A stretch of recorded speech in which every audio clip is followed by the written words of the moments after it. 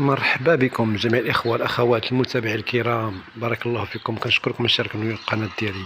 هذه مجرد ندوزو شوية الوقت وصافي. هذه مجرد سؤال الناس عشاق الاكتشاف، الناس اللي كيتسافروا بزاف في المدن المغربية وعندهم تجربة وكيعرفوا بزاف البلايص. هذا مجرد سؤال بسيط. اوكي، شنو هذا؟ الشارع كما كتشوفوا شارع رئيسي ديال واحد المدينة. هذا مدخل المدينة، اوكي، معروف واحد الرمز ديال واحد التمثال، هو رمز واحد الحصان، راه هو في الصورة على اليسار.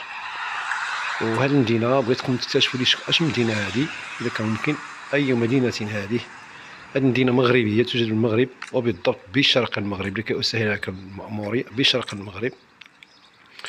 هذه المدينة مدينة كتنمو بواحد السرعة حتى هي، ومدينة كيمر منها واحد نهر معروف بالمغرب، وفيها واحد الحي مشهور جدا كما كتشوف في الصورة لتحت على اليسار. حي يعني كله مصبوغ بالاخضر، بلون اخضر. وهذه البادرة طيبة، بادرة زوينة، بادرة يشكر عليها من طرف سكان هذا الحي او الجمعية او الذين سهروا هذا الحي. هذا اللون الاخضر زوين، عطى واحد المنظر زوين. يعني الاسم ديالو اسم اللون الحي الاخضر.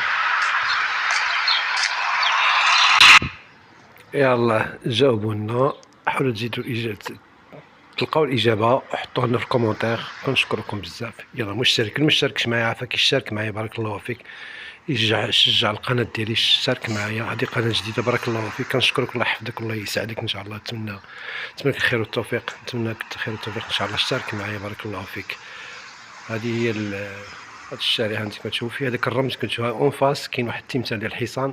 اش مدخل عليه حداها واحد جات ما بين في الضواحي ديال الشرق، حتى وريد تازا وجده، طريق وجده. وهذه يلا قول اش مدينه هذه. يلا هذه المدينه معروفه بالزيتون، انتاج الزيتون بكثره، ولات كتنافس بزاف المدن المغربيه. الزيتون كتنافس مدينه مكناس، بزاف المدن المغربيه ولات عندها وفره في الزيتون.